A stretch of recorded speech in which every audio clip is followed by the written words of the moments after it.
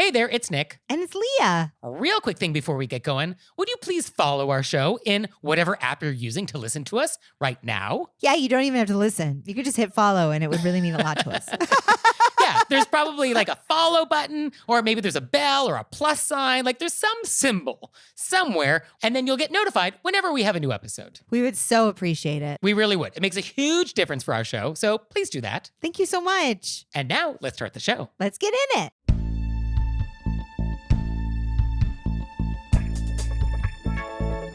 Do you ask for lattes in Italy? Do you pretend you don't have a phone? Do you ignore personal space in restaurants? Were you raised by wolves? Let's find out. Here are things that can make it better when we have to live together. We can all use a little help. Some people don't ask themselves, were you raised by wolves? Hey everybody, it's Nick Latham. And it's Leah Bonema. And let's just get right on to it with our AMUSE-BOUCHE. Let's get in it. So for today's AMUSE-BOUCHE, Leah, I want to take you back to Italy. Oh, I'm so excited to go back. And it's been a while. I haven't taken you to our hypothetical Italy in a long time. Hypothetically, has it been since hypothetical gelato? Galateo maybe? Oh. Have we talked about gelato? I don't think we've had a gelato AMUSE-BOUCHE. Well, I know that we've just talked about gelato because you love it. Sure, And of course. so I just don't, maybe that wasn't as an amuse-bouche, but I just, it looms large comes in up. my memory. For sure. I love a fior di latte, the purest essence of gelato. But for today, I want to talk about espresso and how to actually order it and what to keep in mind when you actually want this in Italy, because it's a little different. Fantastic, because I love me some espresso. So in Italy, there's a lot of places to drink coffee, but for the purposes of this AMUSE-BOUCHE, I'm thinking of the classic Italian bar. And that's actually what Italians would call a place to get coffee. They would call it a bar. And there'll be an espresso machine on the back counter. There's probably going to be liquor. There could be sandwiches, pastries. I mean, there's a real big spectrum of what counts as a bar, from like very casual hole in the wall to like very fancy elegant and everything in between. But we're going to walk in and we want coffee. And so the first thing is to figure out like, where do we pay? And usually there's two choices. There's going to be a cashier person. And so you pay for your coffee first and then go up to the bar. Or you just go up to the bar. So you just kind of want to figure out like, oh, which one is it? And usually that's pretty clear. But if it's not, just like go up to the bar. And if they don't want to take your order without a receipt first, then they're going to point you to how this is going to work. Or they'll take money from you right there. Okay, so we have paid somehow, or we will pay. We figured out the money thing. So now we want the espresso. And this takes place at the bar. So we are going to be standing at the bar, and this is where we're going to be enjoying the coffee. And we don't actually order an espresso in Italy. We're going to just order un caffè. That is the default setting. A caffè is a single shot, regular espresso in a little cup, and that's what that is. So all you need to do is just say salve, which is kind of a nicer way to say hello, and you ask for un caffè, and then they will give you un caffè. And interestingly, single shots is like the default in Italy. Like you're not going to get a double shot unless you specifically ask for it, a doppio. But most Italians, if they wanted more caffeine, they would just go back later for like another coffee, a regular coffee. Okay, so now let's talk about some variations on the theme. So you can get a decaf, decaffeinato, or if you want to be cool like the kids, you can call it un deca. Ooh. And that's fine. Perfectly acceptable to get a decaf espresso in Italy. You could get a lungo. That's where they actually pull the shot a little longer. So there's going to be a little more water in that cup. You could get a ristretto, and that's where it's really short, like maybe a 15-second shot. So it's going to be very thick. That's kind of advanced. But if you really love it, then have at it.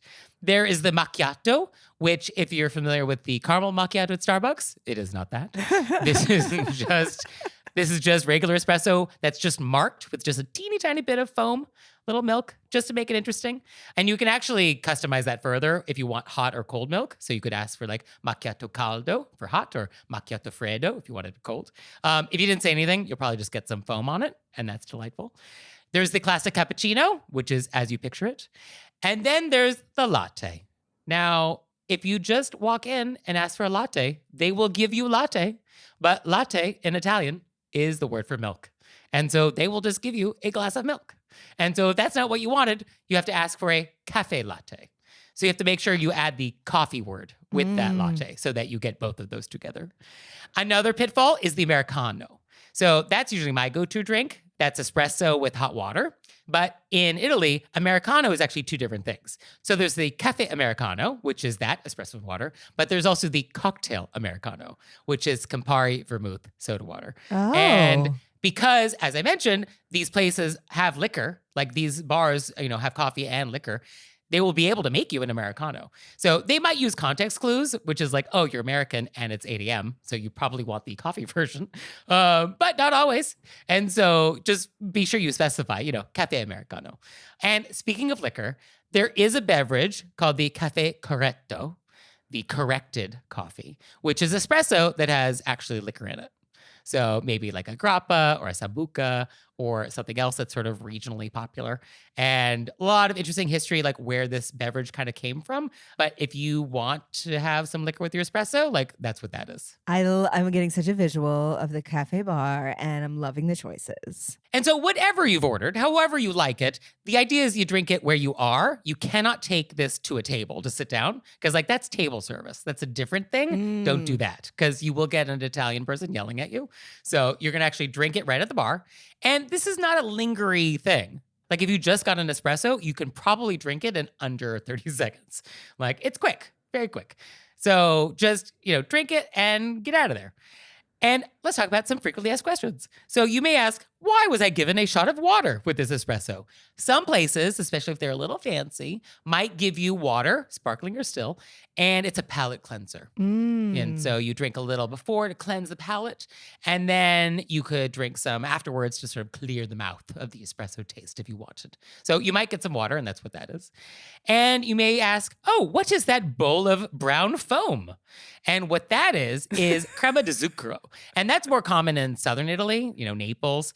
And what that is it's actually sugar that's whipped with a lot of air and espresso is added to that.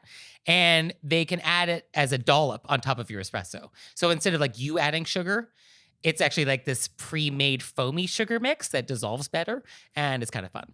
So you could get that. Or they may ask you if that's what you want. And so that's what that is. Right? Yes. Right? That was a good, that was, by the way, I feel like, I hope that was, you can see my face, but they can't. I hope they know that was a good, wish I was there right now. That sounds amazing. Yeah, the first time I encountered that, I was actually in Milan and I'd never seen that before. And they asked me something in Italian and I didn't know what they were asking me because it was very fast and I hadn't had my coffee yet. And so I just said yes because I was like, let's just go with it. And then they like dolloped this thing. And I was like, what is this thing? And so then I learned. But it turns out that coffee shop was actually a chain from Naples, which is why they do it. It's like, that makes sense. It's your signature. Okay, fine. Pastries, briefly. You can get a pastry, no problem. They'll just hand it to you and you'll eat it right there at the bar. Okay, great. And you may ask, how much does coffee in Italy cost? This is the wildest thing of all. A coffee, like just a classic un caffè, probably €1, maybe €1.50, maybe €2 if it's real expensive and we're in Milan and it's like the airport. But like €1 and change, €1.30, that's kind of the price. And €1 is basically $1. So can you imagine having a wonderful shot of espresso for $1 in the United States? Like, where is that happening? Let's get our passports going, Nick. We can't have nice things. That's what that means. So that's it. Yeah. So those are some things to think about next time you're in Italy and you want a coffee. Keep that in mind. I love it so much. Well, grazie. Prego. Oh, so authentic. Wow. Am I in Milan right now? Imagine all of a sudden I just pulled up like a little cup on a saucer. That would be so perfect. That would be perfect timing if I had it hidden. It's just further proof that you never know what the amuse-bouches are in advance. Yeah, because if I did know that it was, I would have had that ready just for funsies. Yeah. No, I appreciate the effort. Yeah.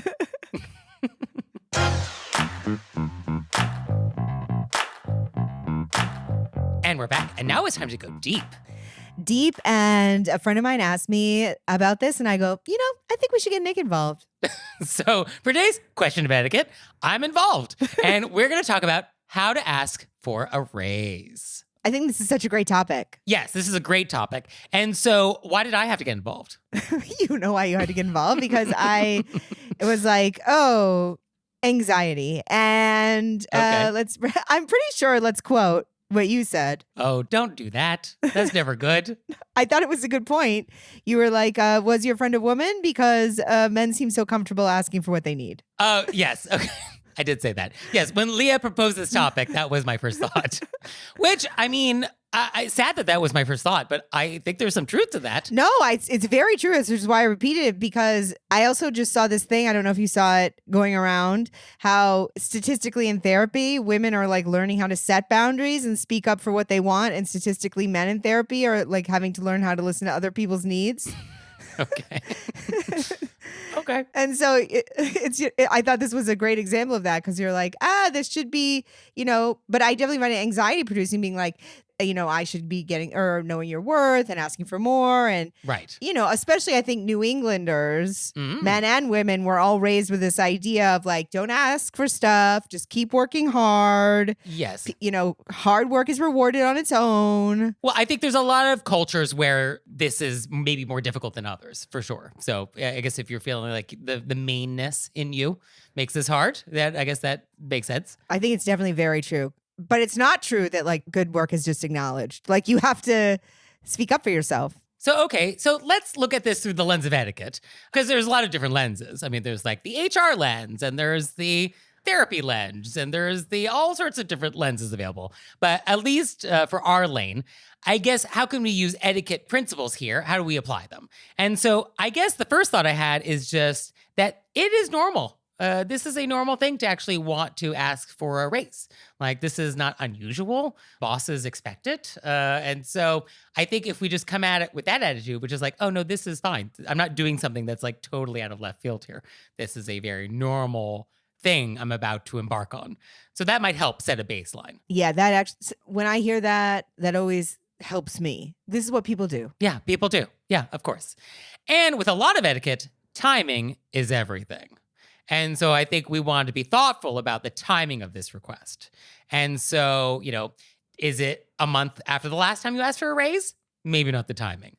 Or did the company you work for just announce like horrible financial results? Maybe like today is not the day. Or your boss is going through something this week. Like, oh, let's maybe not pull them aside. So I think we want to ask ourselves, like, is now the right timing? Yes. And then I guess if you decide it is, then I think we want to just come prepared, which is also an etiquette rule, which is like, let's do our homework. What are other people being paid at the company? Do you know? What is the company's salary structure like? What are other people paid at other companies that do what you do? Did you just get a bunch of new responsibilities this year, but your compensation didn't change? Like, you kind of want to be armed with some facts. And I think before we even schedule that meeting, I think we want to be ready. So we're scheduling a meeting and we're saying it in person. I think these are usually in person or Zoom. Yeah. Because I think it's a bit of a conversation. Right. And I think it is a dialogue. And I think that's also an etiquette point, which is like, there are different outcomes here. One is, yes, you get the raise you asked for. We totally agree. There's the definitely not under any circumstances. There's the maybe, but maybe not now. But maybe at some point in the future, or after something happens or some conversation. And I think it is easier to sort of have those three conversations when it's actually a conversation. It's kind of hard to do this over email. But there's also the situation where like somebody emails you, if it's you're like more like a freelancer, and they email you and they say, hey, can you do this job for this? And then it's not really an in-office thing. You're like, but I could do it for this. Yes. Well, yeah, I guess in that circumstance, I think you're free to be like, unfortunately, I can't do it for that number. Would this number work for you? And then, yeah, you could write that back. Although I feel like with a lot of money conversations, I really like to have these conversations over the phone. I really prefer not to negotiate numbers over email personally. So just be like, hey, let's hop on the phone, chat about it. Yeah, let's just jump on a call real quick to chat. Because also, I want to get a sense when I'm negotiating, it's like, how far do I think I can push them? Or like, where is their bottom line? Or is it just about numbers for them? Or is there something else? Because a lot of these negotiations, it's not always just about the dollars. There could be other factors in play. And so you just get a better idea of what those might be in that phone call. Because also then you could also ask or clarify. Like if you hear like, oh, we can't give you a raise, but maybe they leave it open to the idea of like, well, what else can we do for you? Maybe we can give you more vacation time, or maybe we can let you have Fridays off, or I mean, whatever it is. And when it's email, it can be a little cut and dry, and sometimes you want a little more nuance, Right. right? I always like phone calls, though, for negotiation, personally. I think maybe I'm old-fashioned. I feel like a lot of it's happening over text. Actually, I know somebody who bought a house entirely over text. Like the brokers just like did the deal over text messages. Oh, wow. Which to me feels like, oh, how modern. Yeah, I don't know. When money's involved, I kind of like to have that conversation. But I mean, you do you, whatever you want to be comfortable with. I mean, as long as you're happy with the outcome, like doesn't matter how we get there. But I think we will always want to be polite and direct. So if it's email or it's a phone call, we want to be polite about it, but we also want to be direct. I think we just have to straight up ask, hey, I'm doing this job. I have some new responsibilities. I would love to chat about how we can make my compensation better align with my current responsibilities or some variation on that theme. Yeah, no, I love that statement. Right? And whatever happens, I think we thank the person for their time and be polite about it. Like, thank you for considering this. I appreciate it. And yeah, we just want to like say thanks. And I do think what you're saying, it's like, it's such good practice to be like, you know what, I'm just going to jump on the phone. I'm just going to ask for a meeting. I'm not going to add, and speaking from my point of view, from the kind of person I am, I like the way of looking at it this way because you're like, I'm not going to add a whole bunch of feelings on this. I'm going to look at it from an etiquette perspective. It's normal people ask. I did the research. I'm presenting it. We're going to see how it goes. Boom. Also, it's business. It's business. And it's business etiquette, which is it doesn't have that same emotional charge as social etiquette. If this was a social thing, then, totally different rules involved. But it's just business. Yeah, it's just business. And Letitia Baldridge, of the etiquette gurus to read, if you wanted some guidance, she would be the one to go to. She was really big on executive manners. And so etiquette in the workplace, that's your go-to guru for more on this. Check in with Letitia. Yeah, Tish. Yeah, she's got you back. Assuming she hasn't like dropped food on the floor and tries to serve it to you. Call back. Doesn't matter. You'd never know. It was in the kitchen. Oh, you would know. Come on. You would know. So do you think this is helpful to your friend or no? I think this is very helpful. Okay, good. All right. Well, so that's asking for a raise. There it is. Done. Do it. Tied Up with a Bow by Nicholas Layton. And if you get that raise, then we will take 10%. Wow. 10%. A little referral fee. Wow. No? Wow. Too much? Too little? No, I'm not going to undersell us. We want 15. I think we all want Nicholas Layton doing our negotiations. I mean, I'll do it. I actually would. Yeah. You want me to call your boss and negotiate? I'm delighted to. I will let her know. Yeah. Oh, yeah. I'm sure that'll go over real great with this boss.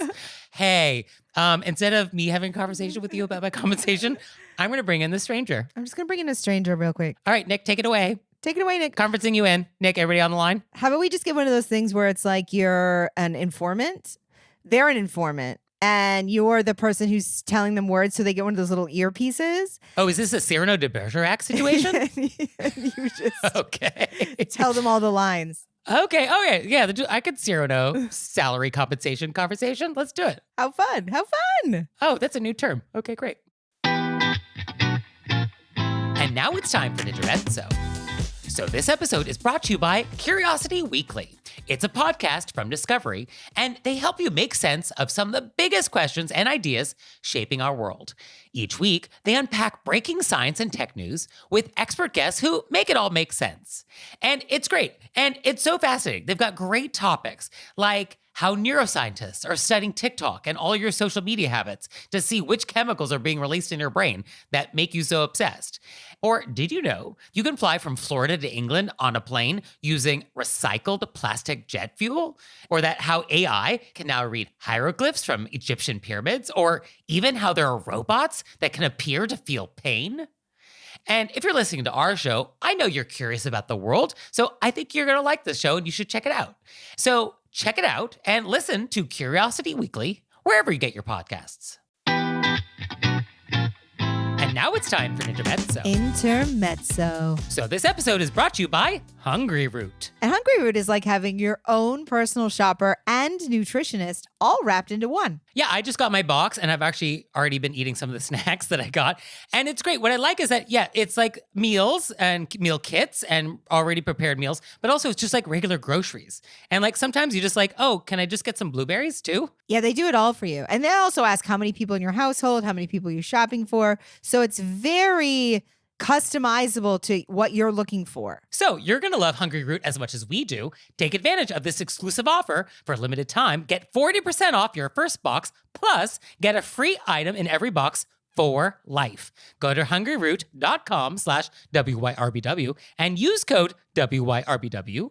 That's hungryroot.com/WYRBW, code WYRBW to get 40% off your first box and a free item of your choice for life.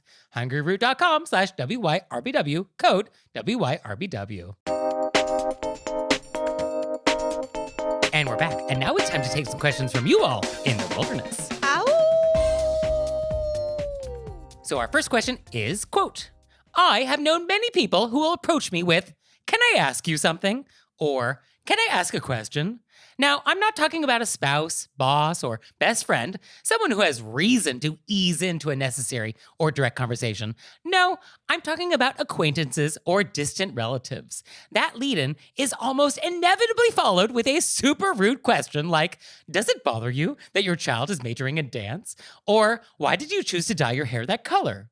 Is there any way I can politely head off these questions at the pass? I obviously can't say no when someone requests to ask a question. Or, if there's no way to avoid rude questions, how can I respond to them? I guess the can I ask you a question folks are at least giving me a heads up so I can try to remember the back pocket response once I have it. I mean, you can say no. Yeah, that's what I was thinking. I don't know if that's off the table. Yeah. I have done it. Yeah. And when I do it, I kind of give is withering the right word? This is how I would do it. Let's demo it. Ask me if you can ask me a question. Can I ask you a question? No.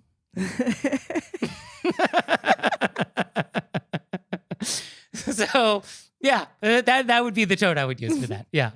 No. Because I you see these people come, you know what the question is by the look on their face. Oh, of course. Yeah.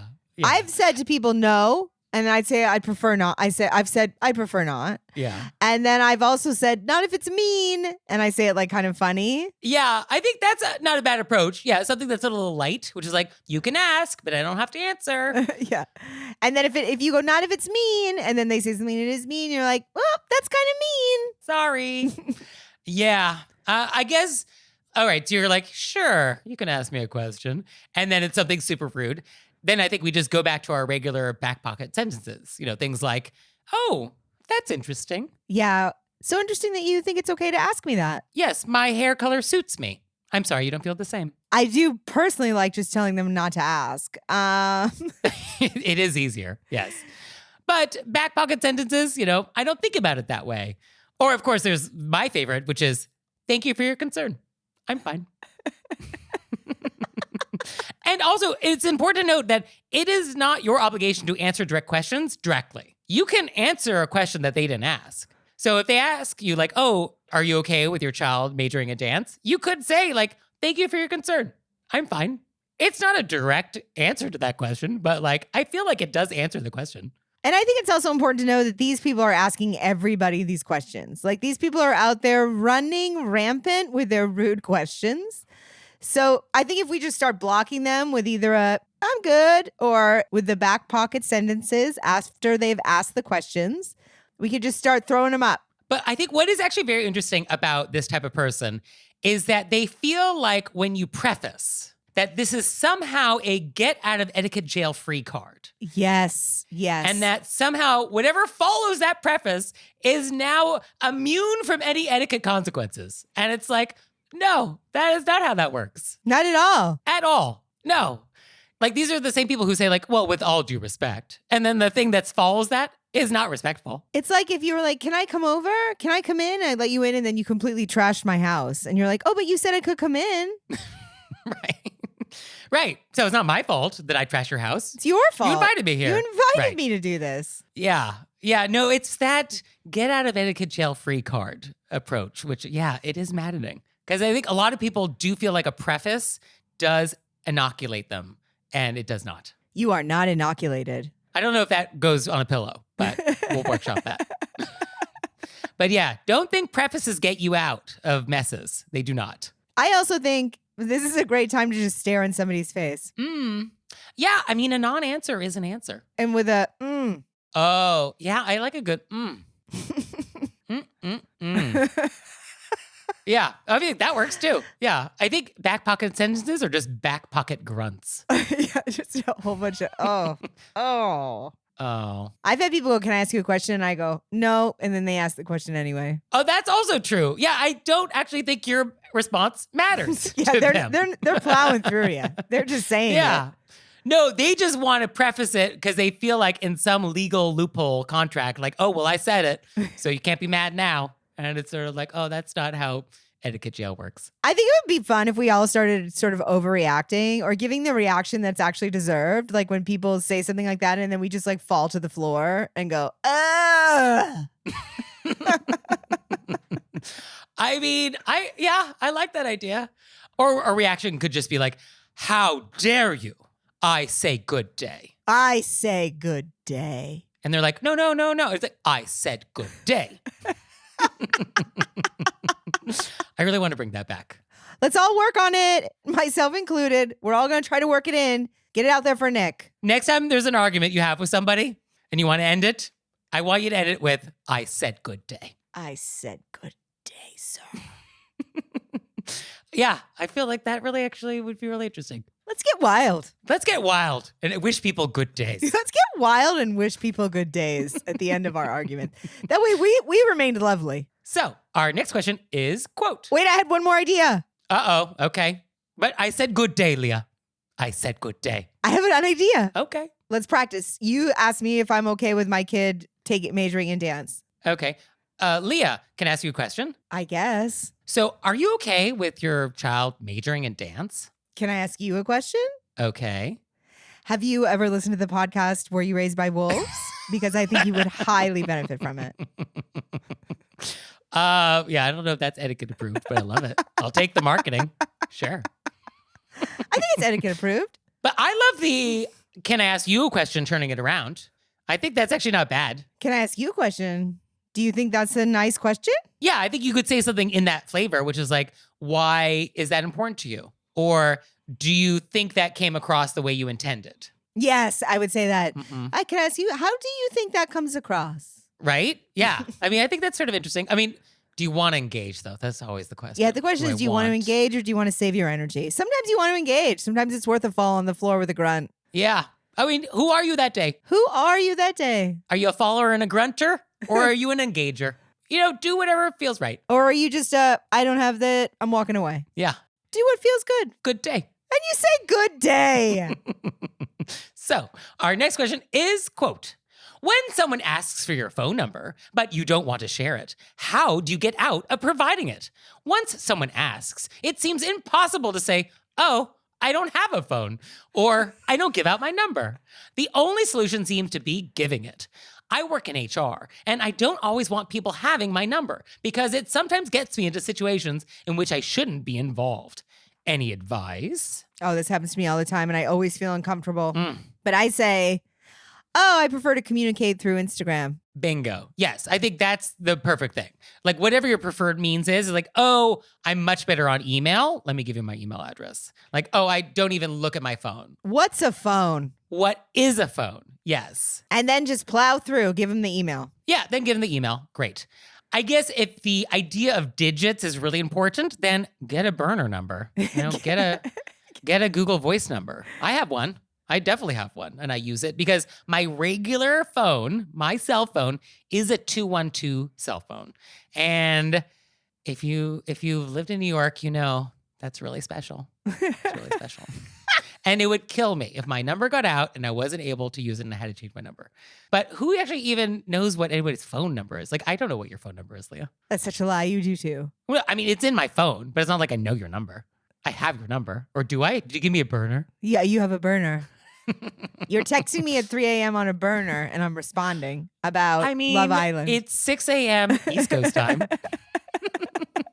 Also, I know that you don't have your phone on. So I know that I can text you day or night about Love Island, and it's fine. It is. It's totally fine, and I enjoy it. And I know if it's anything business related, I send it to you via email, so you're emotionally prepared for that. No, I'm glad that we got to this point after 5 years. After 5 years, I know that this is your deal. That's great. Yeah. Text is just for Love Island content, and then everything else is email. Whereas Nick, you can text him anything. Yeah, you can text me anything at any time. Correct. And I'll either get to it or I won't. Yeah. But for you, dear letter writer, yeah, I think you can just say, hey, email is best for me. And if they really push it, you could be like, I really reserve my phone for personal use. I'm sure you understand. I'm sure you understand. I'm sure you understand. Yes. So, yeah, I think that's how I'd handle it. This lady Mm. walking a dog Okay. who, your dogs talk. They meet you. You interact on the street. If Your dogs talk? Yeah, of course they do. Wow. You want to have they grew up tea so later? fast. Okay. Our dogs were like making friends, and then she wanted to get my phone number. I didn't know this woman. Yeah, I would prefer a Instagram exchange on that. Yeah, and I mean, Right? I said, "Oh, I prefer, social media," and she really was like, "I would like to get your number," and I had to like double down on it. I was shocked.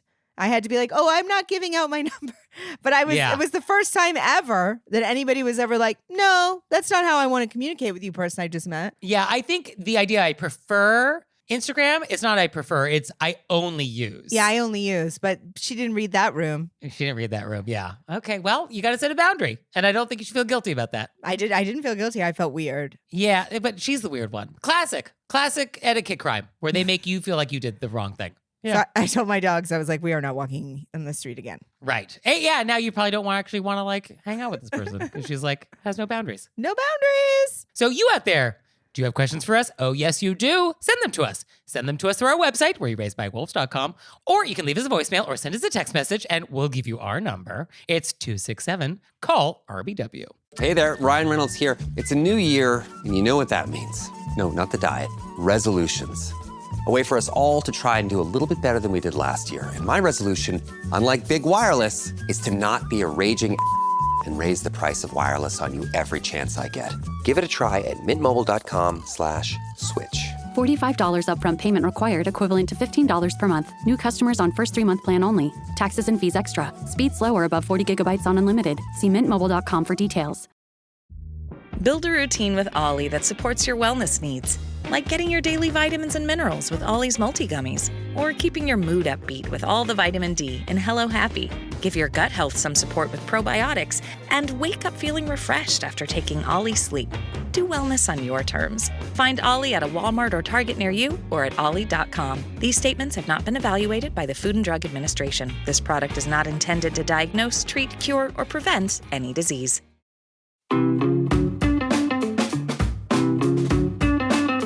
And we're back. And now it's time to play a game we like to call Vent or Repent, Then to repent. which is our opportunity to vent about some bad etiquette experience we've had recently, or we can repent for some etiquette faux pas we've committed. So, Leah, would you like to vent or repent? I'm going to repent. Okay. Is it a good one? Is it a fake one? What has happened? I'm not doing fake ones. It's a good one, Nick. And the only thing Okay. that made me feel okay about realizing this mortifying thing that I did was I thought, thank goodness Uh-huh. I got something for the segment because Okay. I'm letting Nick down. You are with your perfect little life. All right. So, what has happened?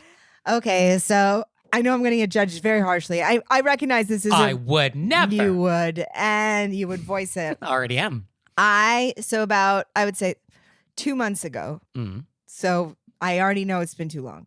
I'm out with a friend who doesn't live here. Okay. I don't have the right outfit for the thing that's going on. Okay. She goes, you can borrow my shorts. Okay. I say, thank you so much. Great. I borrow the shorts. Uh-huh. I see where this is going. I know you. I know you already know. I'm just giving you leeway so you can swallow back your judgment of me because I'm already ashamed. Uh-huh. I say at the end of the date, I say, hey, let me watch your shorts. Yeah. I'll send them to you. Very kind. I come home. I immediately wash the shorts. Immediately. Yeah. I fold them up. They're ready to go. Wow. Yeah. And here we are. And then I remembered a couple weeks later, oh, I haven't said the shorts. Got to do that. I text her, I apologize. I go, I'm in it. I apologize. They're clean. They're ready for you. She says, no problem. It's not shorts weather anymore. I go, I'm on it. Mhm. Yesterday, I realized they were still in my to-do pile. Uh-huh. I'm a horrible person. I texted her and I go, I'm horrible. I don't deserve your friendship. They are coming to you this week. What would it take to actually get this done? 9,000 things not happening at once. But this week I decided it doesn't matter. I'm not going to handle the other things first. I'm going to get this done first. We're going to prioritize this. Yes. We're going to prioritize this. I already dropped the ball. They're going out this week. I mean, do we have stamps at home? For short, these are heavy shorts. I got to I mean- take it somewhere. Okay. I'm repenting. And this is bad. This is bad. I borrowed something. Somebody lent me something and I haven't returned it. This. I would put this up there. It's in the grand scheme of things, this is very mild. But it's not. I borrowed and I haven't returned. Okay. Well, 2 months, not great, but we'll get it done. Now, is it just returning it and that's all we're doing? I feel like we have to send something with the shorts now. Oh, I'm getting a card. It's like a funny card. And No, I think we need something else. We need something local because she's not from here. So I think we need something Los Angeles-y. So I think we need some Silver Lake honey. We need some artisanal chocolate bar from Santa Monica. Like, I think we need to just add one item to it. let me tell you right now, these shorts are never getting out. If I gotta pick a gift. That's a fair point. Okay, let's just. I can do that. I agree with you. Something should go with it. But the amount of time it's going to take me to figure out what the right thing is. Send me her address. I will send you a prepaid shipping label that you can print out, and I'll take care of the postage for you. What? And then you can just drop it off at the post office without having to wait in line or your local UPS drop box. Whatever shipping service you would like, you pick. And I'll just send you the shipping label so we can get this done. It takes a village. Well, how do you know how much it weighs? I will either just overshoot it. I will take a pair of shorts from my house and weigh those for reference. Or if you have a scale at home, maybe like a cooking scale, perhaps for baking, you could give me a weight. Nick, Mm-hmm. you're such a prince. We got to get this done. Yeah, we can't have you just wafting bad etiquette behind you. So let me help you with that. I appreciate your deep generosity. Uh-huh. So for me, I would like to vent. And so I was on the Lower East Side and I wanted a quick dinner before I was heading back home. And so I thought, oh, it's kind of a chilly night. Oh, it feels like a ramen night. Oh, let's have ramen. And so I went to kind of a popular ramen place and I got a seat at the bar. They have like counter seating. And I thought, okay, great. And the style of ramen I prefer is, of course, going to be very specific. And there's this place in Fukuoka I was actually at not too long ago. And their deal is that you go in and they actually give you a booth. You have like a solo booth for your ramen where there's like walls on either side of you and it's very small. And right in front of you, like a couple inches away, is like a little curtain. And a hand will come through the curtain and give you the ramen. Oh, wow. There's no eye contact involved. Wow. You're just like basically eating ramen with a wall. And they want you to concentrate on the ramen. They don't want you to be distracted by the ramen. They want you to have a solo ramen experience. And so they have like solo booths for this. And I was even reading, I think they have some system where if you put a certain plate down in a certain way, there's something in the table that actually creates a special chime that signals to the waitstaff that you want extra noodles. And so you can actually just do that without even actually having to interact with anybody. They'll just bring you noodles. I know. It's the best. And so I love a good no eye contact ramen experience. This was not that. And so here I am on the Lower East Side. I'm having ramen. And the gentleman next to me was man-spreading his elbows so wide. And is it still man-spreading when it's your elbows? What's the term for that? I think it's manspreading. It's manspreading. And we all know that there is the invisible dotted line that exists between all of us. And he was so far over that line, so far. He was so into my personal space that I could not eat this ramen without bumping my elbow into his. I was eating this ramen like Tyrannosaurus Rex. My arms were so tight against my body, like squeezing my ribs so tight. And it is really hard to use chopsticks in this way. Like, you try it right now. Shove your elbows right into your rib cage and hold your hands 4 inches apart stiffly. And you try to eat some ramen out of a bowl with chopsticks and get that to your mouth. Let me know how that goes. No, not very easy. And so I accidentally bumped his elbow the first time. I was like, oh, okay. I mean, it's tight. It's New York City. And I was like, okay, clearly that will solve this problem. Most of the time, when you accidentally bump somebody in public, everybody gives each other a little space. That's not what happened here. He kept his elbow in my zone. Oh. It affected his behavior zero. Made no difference. And, you know, and there was somebody very close to me on the other side, and I didn't want to get into their zone. So I was really trapped. I was really trapped in this ramen corset. I don't know what we call this. But it was really unpleasant. The ramen was tasty, but like I didn't get to concentrate, enjoy it, contemplate it. It was like very utilitarian. Just eat it and get out of there. It's almost like you needed to flick a noodle on him. I mean, tempting, very tempting. Like, oopsie daisy. Oh, sorry, you're just so close. Sorry. Oh, goodness. Oh, yeah, it was really unpleasant. So, personal space. I guess it is an art. Don't make Nick T-Rex. Don't make me eat like T-Rex. Really. Yeah, don't make me do that. Not a fan.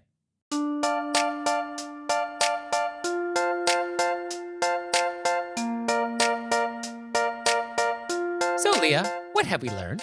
Oh, I feel like I learned a full coffee menu. Yes, you are well equipped to order espresso in Italy. I'm very excited. It's on my, I really want to, we're moving. We're going to open a podcast studio there. Okay. And I learned that for all of your boundary setting issues, you have no problem telling people, no, I will not answer your question. Yes, absolutely none. How refreshing. Well, thank you, Leah. Thank you, Nick. And thanks you out there for listening. I'd send a handwritten note on my custom stationery if I could. He would. So for your homework this week, we want you to really consider joining us on Patreon. It makes a huge difference for us, and we got a lot of fun stuff happening over there, and I think you'd really like it. So please check it out and see if it's something you'd like to do. We would so appreciate it. We would. And we'll see you next time. Bye. Bye.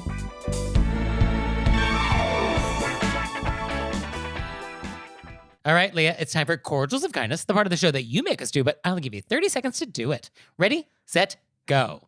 So somebody got a hold of my credit card and, it's like such a thing. You got to shut it down. You got to set up fraud alerts. You got to be like, that wasn't me. Then you got to get a new card.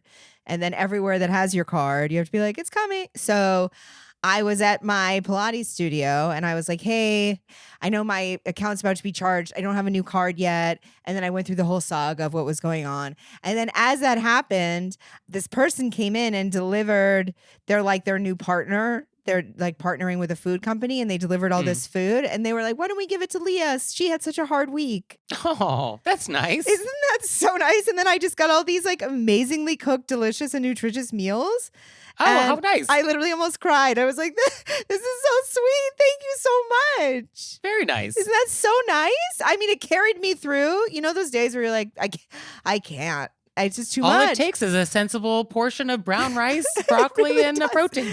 Literally that and or a person just being like, oh, here's something for you. And then it changes your whole day, which changes your whole life. So I'm so grateful. Yeah, no, consideration does make a difference. Weird. And for me, I want to say thank you to William Hansen. He's the guru in the UK, and he was in New York this week, and he wanted to do lunch. And I was like, let's do lunch. How fun. And so he has a new book, and I actually asked him to sign it. And so I kind of embarrassed him in the restaurant by making him autograph my book. And it was super fun. It was such a fun lunch because yeah, who else do I get to sort of like gossip with about the etiquette world? And so it was really fun. So thank you, William. I had a lovely lunch with you and hope to see you next time we're both in the same city. I love it. Yeah, super fun.